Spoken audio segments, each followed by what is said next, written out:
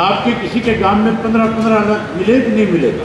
साथियों, देने की बजाय थाली बजवाई, ताली बजवाई, स्कूल बंद हो गए, अस्पतालों में दवाई नहीं है। कोई हमारे पास चल करके आएगा, फिर किसी बात के ऊपर फैसला लेंगे। आज की घटना आपके जर्जर की है। 9.5 साल तक कभी हिसाब नहीं मांगा। 20 साल का हिसाब मांगेंगे, 10 साल का कांग्रेस का हिसाब करेंगे और 10 साल का भाजपा का भी करेंगे। और ऐसा हिसाब करेंगे कि 3 पीढ़ियां याद रखेंगे कि तुम लोगों ने 20 वर्ष में प्रदेश को कैसे लूटा था। कैबिनेट की बैठक में लिख करके लेकर के आओ और इस पेंशन को बढ़ा करके 7500 रुपया महीना करने का काम करेंगे। इसलिए 58 वर्ष की उम्र में पेंशन देना शुरू कर देंगे। हर घर के ऊपर सोलर के पैनल लगाएंगे ताकि बिजली हर घर को मुफ्त मिल जाए। जर्मन बेसारो सिस्टम लगाएंगे और हर घर को मुफ्त में पानी की सुविधा प्रदान करने का काम करेंगे। बीजेपी वाली गैस का सिलेंडर काट में दाब के कांग्रेस के राज के वक्त में हर महीने की 1 तारीख को गैस का सिलेंडर आपके घर में सरकार की तरफ से मुफ्त भेजने का काम करेंगे। भूपेंद्र सिंह हुड्डा ने मुख्यमंत्री रहते हुए ओल्ड पेंशन स्कीम को खत्म करने का काम किया था।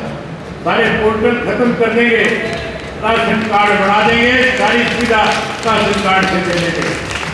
21,000 रुपया बेरोजगारी भत्ता दे करके उसका मान सम्मान बढ़ाएंगे। माताओं, बहनों, पत्रकार छायाकार दोस्तों, मेरे से पहले जितने वक्ता थे उन सब साथियों ने आपके बीच में पिछले 10 वर्षों में, जब से भारतीय जनता पार्टी की सरकार इस प्रदेश में बढ़ी, इस देश में रही, किस किस्म के हालात रहे, हमारे सामने क्या क्या दिक्कत और कठिनाई आई। देश के प्रधानमंत्री ने सत्ता में आने से पहले जो वायदे किए थे, उन वायदों को पूरा करने की बजाय लोगों के सामने दिक्कत और कठिनाइयां खड़ी करी। इन सब बातों पे बहुत खुल करके दूसरे साथियों ने चर्चा करी। अगर मैं उन्हीं बातों को दोहराऊंगा तो बहुत लंबा समय लग जाएगा। साथियों, देश के प्रधानमंत्री ने वायदा किया था कि हर व्यक्ति के खाते में 15-15 लाख रुपया जमा कराएंगे, और ये कहा था कि कांग्रेस के राज के अंदर जो पैसा इस देश से लूट करके विदेश के बैंकों में जमा कराया उसको वापस लाएंगे और हर व्यक्ति के खाते में 15-15 लाख दे देंगे। 10 वर्ष बीत गए।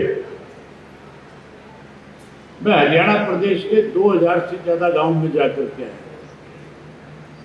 मैंने 4200 किलोमीटर से ज्यादा की पैदल यात्रा की। परिवर्तन यात्रा के नाम से हरियाणा के 90 विधानसभा क्षेत्र नापने का काम किया।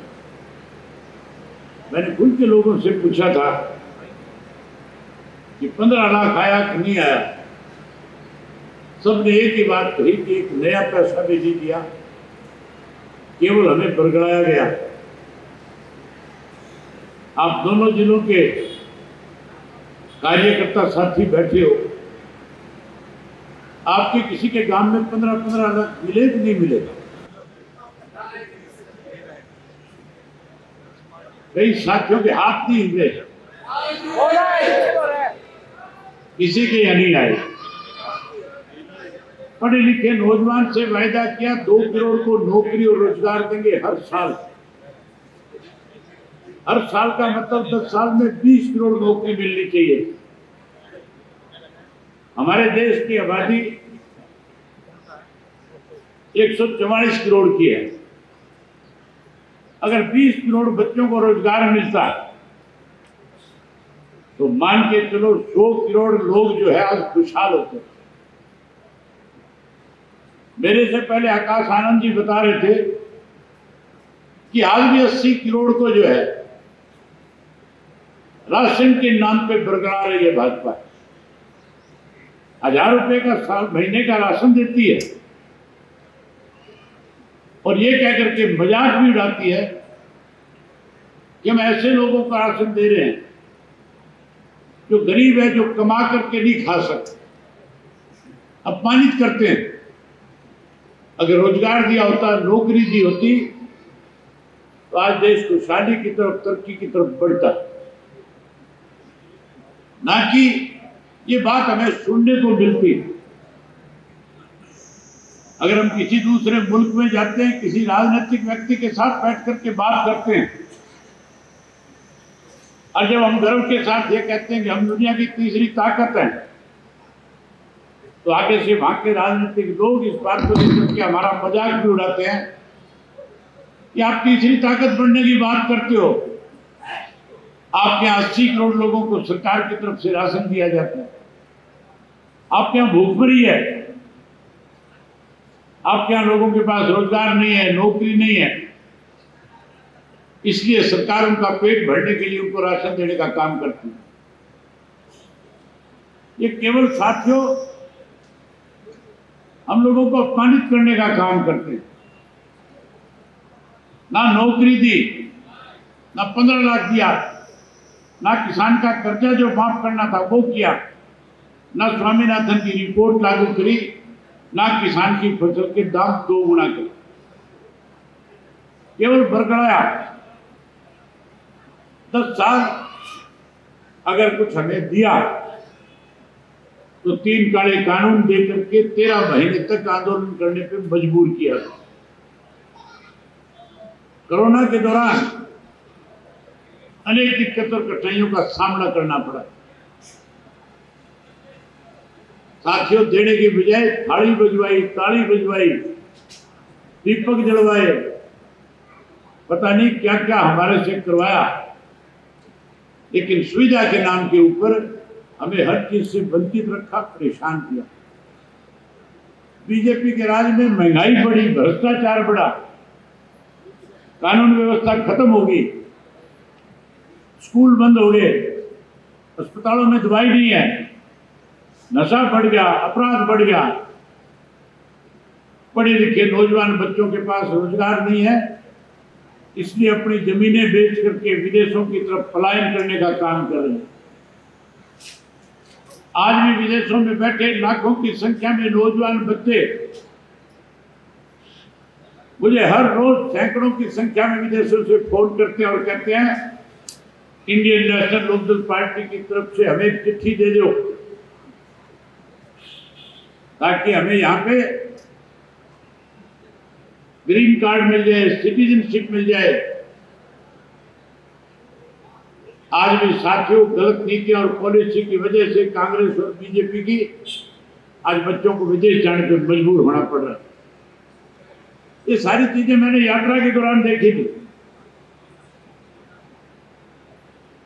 आज हर व्यक्ति की एक सोच बनी हुई है। मेरे से पहले माजरा जी ने भी जिक्र किया था कि एक डिबेट चल रही थी, डिबेट में कांग्रेस ही बैठे थे, भाजपा वाले बैठे थे, हम भी बैठे थे। बात पता चली सरकार किसकी बनेगी, तो जो पत्रकार साथी थे, जो पूछने वाले थे, वो भी कहीं दबी जबान में ये कह रहे थे कि अब की बात तो इंडियन नेशनल लोकदल पार्टी, बहुजन समाज पार्टी इस बात का फैसला करेगी कि सरकार किसकी बनेगी। अगर साथियों, अगर आप लोगों ने हमारे ऊपर विश्वास किया, भरोसा किया, सरकार बनाई, तो फिर सरकार किसी दूसरे की नहीं, फिर तो इंडियन नेशनल लोकदल पार्टी की, बहुजन समाज पार्टी की, आपकी बनेगी। हम किसी के दरवाजे पे नहीं जाएंगे, कोई हमारे पास चल करके आएगा, फिर किसी बात के ऊपर फैसला लेंगे। जहां साथियों आज जो हालात बने हुए हैं, जिस किस्म से लोग दुखी है, परेशान है, मैं इस समझौते के बाद सैकड़ों गांवों में गया हूं, लोगों से मिला हूं, टेलीफोन पर संपर्क किया है, जाति तौर पे मिलकर के भी बात करी, पूछा कि लोगों की क्या मंशा है, लोग क्या कह रहे हैं। आम आदमी जहां कहीं भी 4 लोग बैठ करके बात करते हैं तो केवल यही बात करते हैं कि आने वाले समय में हमने 10 साल कांग्रेस को देख लिया, 10 साल भाजपा को देख लिया, अब हमें फिर चौधरी देवीलाल की नीतियों की, बहन मायावती जी के संघर्ष की, चौधरी ओम प्रकाश चौटाला के नेतृत्व की सरकार बनानी। ये जो गठबंधन है ये नेचुरल है। ये गठबंधन कोई इस बात को लेकर के नहीं है कि हमने प्रदेश में सत्ता हासिल करनी है। इस गठबंधन के अपने मायने हैं। ये मजदूर और किसान का गठबंधन है। जिस मजदूर और किसान को लगातार कांग्रेस और भारतीय जनता पार्टी ने बांटने का काम किया, जिसने हमारे बीच में खाई पैदा करी, कभी हिंदू और मुसलमान के नाम पे लड़ाया, कभी जाट और गैर जाट के नाम पे लड़ाया, कभी साथियों अगड़े और पिछड़े के नाम के ऊपर भी हरियाणा को बांटने की कोशिश की। ये गठबंधन नहीं, ये 36 जात का भाईचारा है। और जब भाईचारा इकट्ठा हो जाता है तो फिर साथियों मान करके चलो, उसके सामने कोई ताकत टिक नहीं सकती, फिर भाईचारा आगे बढ़ जाता है। इन्होंने हमें तोड़ने की कोशिश करी है, हमने हरियाणा को जोड़ने का काम किया। आज हैरानी की बात है, भारतीय जनता पार्टी की सरकार प्रदेश में है, मुख्यमंत्री रोज नई नई घोषणाएं करता है। पिछले मुख्यमंत्री के बनाए हुए जो कानून है उनको खत्म करके नए काम किए जा रहे हैं। खुद इस बात पे मोहर लगा रहे हैं भारतीय जनता पार्टी के लोग कि हमने 10 वर्ष में बहुत गलत फैसले किए, जिसकी वजह से लोग परेशान हुए। अब हम उन फैसलों को बदलने का काम कर रहे हैं। भाजपा खुद मान रही है कि हमने 10 साल में हरियाणा प्रदेश को बर्बाद किया, खत्म किया, लूटा, अनेक घोटाले किए, हमने महंगाई बढ़ाई, भ्रष्टाचार बढ़ाया, कानून व्यवस्था खत्म कर दी। आज इस किस्म के हालात है। हैरानी की बात है, कोई दिन ऐसा हरियाणा प्रदेश में नहीं है जिस दिन किसी ना किसी जिले के अंदर फिरौती के नाम पे व्यापारियों से पैसे ना लिए जा रहे हैं। कोई जिला ऐसा नहीं है जिसके अंदर पैसे लेके मर्डर ना किए जा रहे हैं। आज की घटना आपके जर्जर की है। अभी तो दोपहर के 3 बजे हैं। मैं जब आया था रेस्ट हाउस पे तब मुझे बताया गया कि अब तक 3 हत्याएं कर दी गई है। कानून व्यवस्था है ही नहीं, किसी को किसी का डर नहीं है, क्योंकि सब ऐसे लोगों को सरकार की तरफ से संरक्षण दिया गया है। आप इंडियन नेशनल लोकदल पार्टी, बहुजन समाज पार्टी की सरकार बनाओ,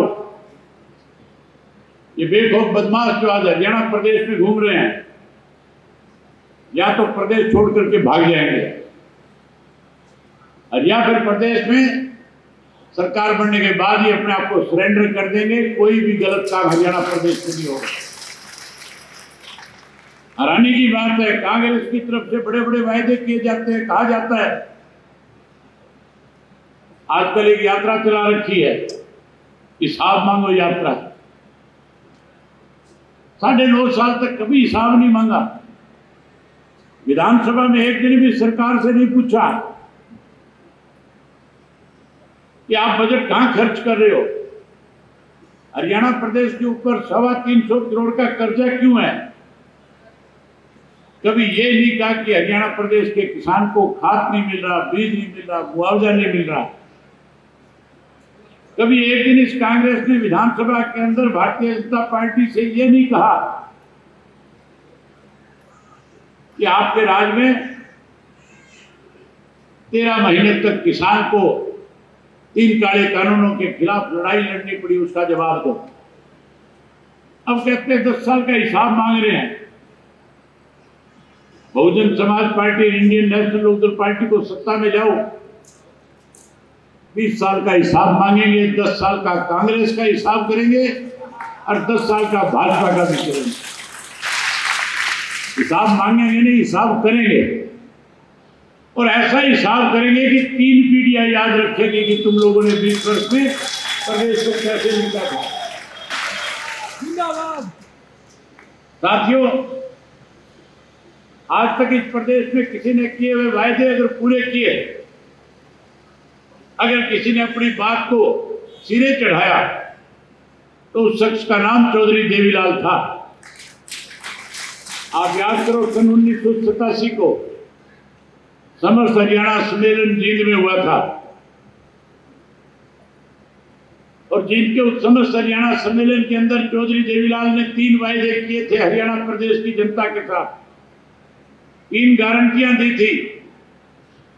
पहली गारंटी थी कि सरकार बनने के बाद हर बुजुर्ग को सम्मान के रूप में 100 रुपया पेंशन देकर के उसका मान सम्मान बढ़ाऊंगा। दूसरा वायदा चौधरी देवीलाल का था कि किसान का, मजदूर का, कबेरे का, छोटे दुकानदार का 10-10 हजार रुपए तक का कर्जा माफ करूंगा। तीसरा वायदा था गरीब लोगों के साथ जिनकी बेटियों की शादी में दिक्कत और कठिनाई आती थी, कहा था 5100 रुपए कन्यादान के दूंगा। ये 3 वायदे किए थे। बंसीलाल मुख्यमंत्री था, कहा करता था नहीं वायदे पूरे हो सकते, सरकारी खजाने से पैसा नहीं दिया जा सकता। ये भी कहता था चौधरी देवीलाल बहका रहे हैं। चौधरी देवीलाल ने कहा कि बहकाने की बात नहीं, सरकार बनने के बाद कानून बनाऊंगा और अपने प्रिंसिपल सेक्रेटरी को कहूंगा कैबिनेट की बैठक में लिख करके लेकर के आओ 100 रुपया माहवार पेंशन, 10,000 का कर्जा माफ, 5100 रुपया कन्यादान का, और नीचे दस्तखत कर दूंगा देवीलाल, और उसी दिन से कानून बढ़ जाएगा। ये तीनों वायदे पूरे किए। कांग्रेस ने अपना मैनिफेस्टो कभी लागू नहीं किया। भाजपा ने लोगों को परेशान किया। बहुजन समाज पार्टी और इंडियन नेशनल लोकदल पार्टी का आपस में गठबंधन से पहले हमने विचार विमर्श किया कि हरियाणा प्रदेश में आज लोगों की जिस तरह से अनदेखी हो रही है, परेशानियां हैं, हमें उसके ऊपर एक अपना गारंटी पत्र देना चाहिए। हमें लोगों को विश्वास दिलाना चाहिए कि अगर हमारी सरकार बनाओगे तो सरकार बनने के बाद इस तरह की सुविधाएं देंगे जिससे लोगों को लाभ मिलेगा। साथियों, पहले चौधरी देवीलाल ने वायदा पूरा किया, फिर चौधरी ओम प्रकाश चौटाला जी ने सरकार आपके द्वार कार्यक्रम के तहत करोड़ों करोड़ों रुपए विकास पे खर्च किए थे। आप फिर से राज बनाओ। राज बनने के बाद बुढ़ापा पेंशन कोई 6,000 देने की बात करता है, कोई 5100 देने की बात करता है। ये पेंशन चौधरी देवीलाल ने बनाई थी। हम चौधरी देवीलाल जी की नीतियों को आगे बढ़ाएंगे और इस पेंशन को बढ़ा करके 7500 रुपया महीना करने का काम करेंगे। आज देश भर में कर्मचारियों की उम्र रिटायरमेंट की 58 वर्ष है। आज अगर कर्मचारी को 58 वर्ष की उम्र में पेंशन मिलती है, तो फिर बुजुर्ग को 58 वर्ष की उम्र में क्यों नहीं पेंशन मिलनी चाहिए? इसलिए 58 वर्ष की उम्र में पेंशन देना शुरू कर देंगे। वहीं उसके साथ साथ कोई बिजली के 300 यूनिट फ्री देता है, कोई 200 यूनिट फ्री की बात करता है। हमारे वक्त में 2000 से 2005 में किसान के ट्यूबवेल की बिजली इस देश में सबसे कम पैसे में दी, तो चौधरी ओम प्रकाश चौटाला ने देने का काम किया था। अब राज बढ़ाओ, हम डोमेस्टिक लाइट, घर की जो लाइट है, उस बिजली को मुफ्त में देने का काम करेंगे। मुझे प्रेस के लोगों ने पूछा मुफ्त कैसे दे दोगे? मैंने कहा मैं खुद उदाहरण इस बात का, मेरा अपना बिजली का बिल जो है जो 2.5 से 3 लाख रुपए महीने का आता था। मैंने कई लोगों से पूछा ये बिल कैसे कम हो सकता है? मुझे एक साथी ने बताया कि आजकल सोलर का जमाना है, आप सोलर सिस्टम क्यों नहीं लगाते? केंद्र की सरकार की तरफ से सब्सिडी है, सस्ता लग जाएगा। मैंने अप्लाई किया, सोलर लगाया। जहां साथियों 2.5-3 लाख रुपए बिल दिया करता था, वो 1 नया पैसा बिल का नहीं आता। बिजली का बिल खत्म हो गया। हमने बैठ करके फैसला किया कि 80% केंद्र की सरकार की तरफ से मिलता है, 20% अपना राज बनने के बाद अपनी सरकार की तरफ से देंगे। 2% फ्री करके हर घर के ऊपर सोलर के पैनल लगाएंगे ताकि बिजली हर घर को मुफ्त मिल जाए। जहां बिजली मुफ्त देंगे वहीं साथियों पानी की सुविधा सबसे ज्यादा वाटर वर्क्स अगर किसी ने बढ़ाई, किसी ने आरओ लगाए तो 2000 से 2005 में हमारी सरकार में लगे। हम फिर से जर्मन बेस आरओ सिस्टम लगाएंगे और हर घर को मुफ्त में पानी की सुविधा प्रदान करने का काम करेंगे। वहीं उसके साथ साथ स्कूल बंद किए जा रहे हैं, शिक्षा को प्राइवेट किया जा रहा है, प्राइवेट लोगों के हाथ में दिया जा रहा है। हम हर व्यक्ति को, हर बच्चे को शिक्षित बनाने के लिए एक नया पैसा भी शिक्षा पे किसी परिवार को खर्च नहीं करना पड़ेगा। सरकार की जिम्मेदारी होगी, सरकार की तरफ से शिक्षा मुफ्त दी जाएगी। आजकल नया डरा पीट रहे हैं, कोई आयुष्मान के 5 लाख दे रहा है, कोई 10 लाख दे रहा है, कोई कह रहा है राज बन गया 15 लाख दे देंगे, हेल्थ के ऊपर खर्च कर देंगे। हमारा फैसला है कि हरियाणा प्रदेश के हर वासी को परमात्मा ना करे उसका कभी स्वास्थ्य खराब हो, वो हमेशा हेल्दी रहे। लेकिन अगर किसी वजह से बीमार हो गया, एक नया पैसा भी दवाई का खर्च नहीं करना पड़ेगा, मुफ्त में इलाज करा करके स्वस्थ करके घर भेजने का काम करें। वहीं उसके साथ साथ गैस के सिलेंडर को लेकर के भी बड़ी मारामारी है। अभी चर्चा चल रही थी गैस का सिलेंडर महंगा हो गया। बीजेपी वाली गैस का सिलेंडर काख में दाब के कांग्रेस के राज के वक्त में प्रदर्शन करते थे, महंगाई बढ़ गई, पेट्रोल बढ़ गया, डीजल बढ़ गया, गैस बढ़ गई। मैं माताओं और बहनों से कहना चाहूंगा, आप राज बनाने में बड़ी भूमिका निभा सकती हो, क्योंकि 50% आपके हाथ में है और 50 नहीं, आजकल तो माताओं बहनों के हाथ में 100 का 100% है। किसी की हिम्मत नहीं है तुम्हारे से बाहर जाकर के कोई फैसला ले ले, क्योंकि तुम गृहिणी हो, घर तुम चलाती हो। अगर तुम्हारे से बाहर कोई बैठ करके फैसला करेगा तो फिर शाम की रात की रोटियों के लाले पड़ जाएंगे, मुश्किल हो जाएंगे। आप सरकार बनाने में बड़ी भूमिका निभाओ। हर महीने की 1 तारीख को गैस का सिलेंडर आपके घर में सरकार की तरफ से मुफ्त भेजने का काम करेंगे। वहीं उसके साथ साथ 1100 रुपए आपको आपकी रसोई बढ़िया चले, इसके लिए हर महीने आपके खाते में डालने का काम करेंगे। ओल्ड पेंशन स्कीम जो है उसके लिए कर्मचारी लगातार मांग कर रहे हैं। कांग्रेस वाले कहते हैं हम आपकी स्कीम को दोबारा लागू कर देंगे। कर्मचारी भाई बैठे होंगे, उन कांग्रेसियों से पूछो ये ओल्ड पेंशन स्कीम खत्म किसने करी थी? भूपेंद्र सिंह हुड्डा ने मुख्यमंत्री रहते हुए ओल्ड पेंशन स्कीम को खत्म करने का काम किया था। आप राज बढ़ाओ, अब आपकी ओल्ड पेंशन स्कीम को फिर से बहाल करने का काम करेंगे। वहीं उसके साथ साथ कल के अखबार पढ़ रहा था,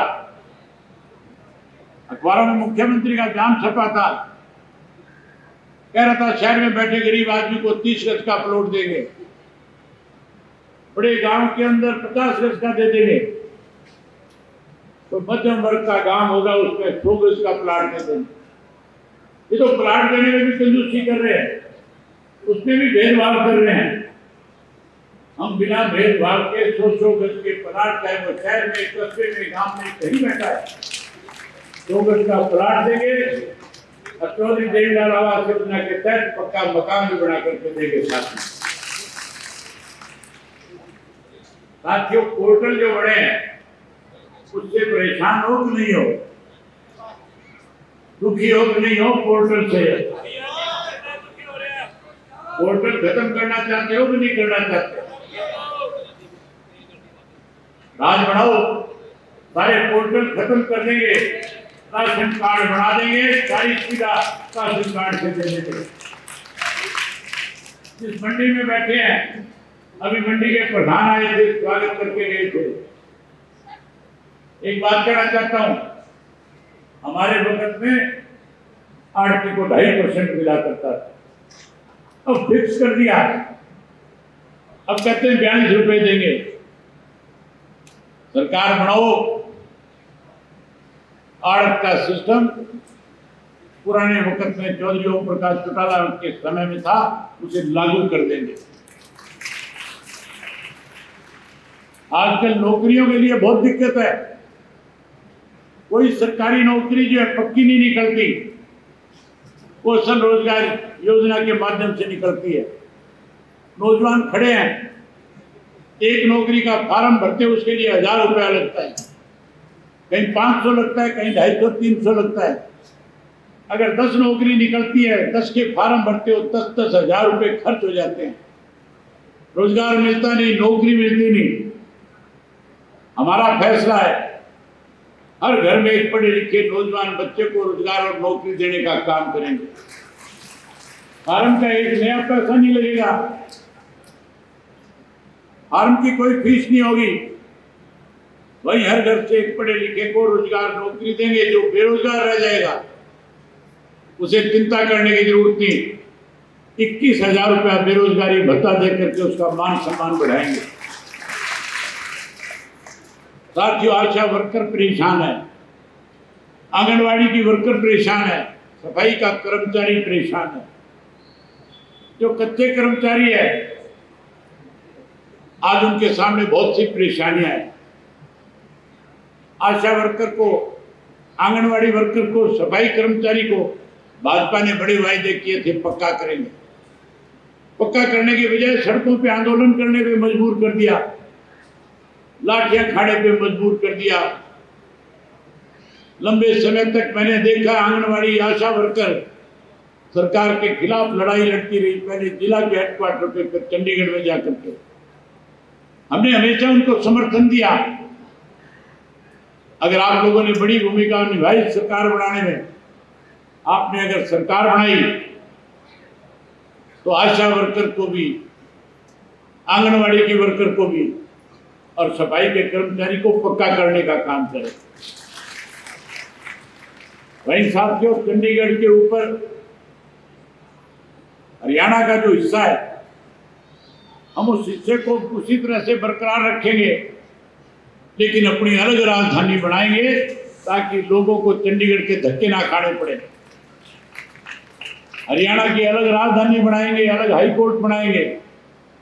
ये सारी चीजें तब संभव है जब आप सब साथी मिलकर के अगले 2 महीने लगातार लोगों के बीच में जाकर के लोगों का विश्वास और दिल जीतने का काम करें। दोनों पार्टी के कार्यकर्ता इकट्ठे कार्यक्रम बनाएं, एक एक व्यक्ति तक पहुंचने का काम करें, अपने बूथ को मजबूत करें, अपनी ताकत को बढ़ाने का काम करें। मैं उम्मीद करूंगा कि आप सब साथी इस काम को आगे बढ़ाने में बड़ी भूमिका निभाओगे, आगे बढ़ाओगे। इसमें यही बात आपसे करने, आपने मेरी बात सुनी, आप सबका बहुत